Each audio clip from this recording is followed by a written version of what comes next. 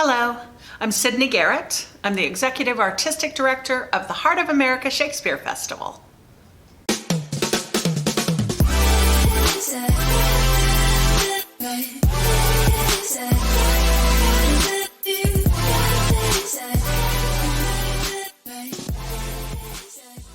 My parents were both born and bred in Missouri, and weirdly enough, I was born in Tucumcari, New Mexico, because my dad went out there for a job. He was a highway engineer, so we'd moved out there. They had moved out there before I was born, and I was born in Tucumcari, and we lived in New Mexico for about 4 years of my life. And then we moved back here to Missouri, and I grew up in a small town just south of Kansas City called Harrisonville.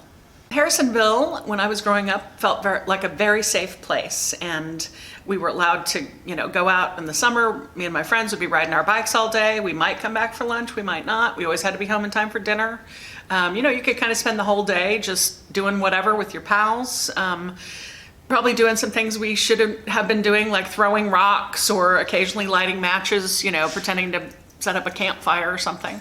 But yeah, it was a great time. And I was always, doing shows too. I was always coming up with shows that I could perform and get money for, usually a quarter. You could see me twirl my baton. You could see me play the piano. I would recite a long poem that I had memorized and maybe do a couple of handstands. And that was worth, 25 cents for sure. So I was always kind of performing and producing. Even from quite a young age. Some of the best classes I ever took for working in the theater were my psychology classes, because it made me very aware of people behavior and people doing what they do. So you utilize that, as a director or as an actor, when you're thinking about, why would this character do what they're doing? Why is this story told the way that it is? Why are the people, behaving in these manners? So it was great fodder for me to be in psychology classes. The laughing girl. That's what I used to do. I was really fortunate for many years to be in A Christmas Carol at the Rep.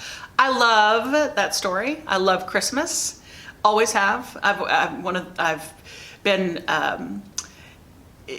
the beneficiary of a beautiful and lovely family all my life. I've been surrounded by love and have a great family, and we've always celebrated Christmas together for years and years. And it's always been a really cheerful and wonderful time for me. So the chance to be part of that story and tell that story to an audience of families every year, sing those beautiful carols, work with a great group of people, and specifically telling the story of A Christmas Carol, which, I've loved since I was a kid. So getting the chance to do that was amazing. And I got to be Mrs. Fred's sister that laughs a lot. And then I also got to laugh my way kind of from off stage, all the way around the stage, all the way down into the vom and out, which seemed like about an hour sometimes when I was doing it. I would get doused by the ghost of Christmas Present, and then I would just laugh and laugh and laugh, because he had given me the joy, and I would just laugh all the way, all the way, all the way.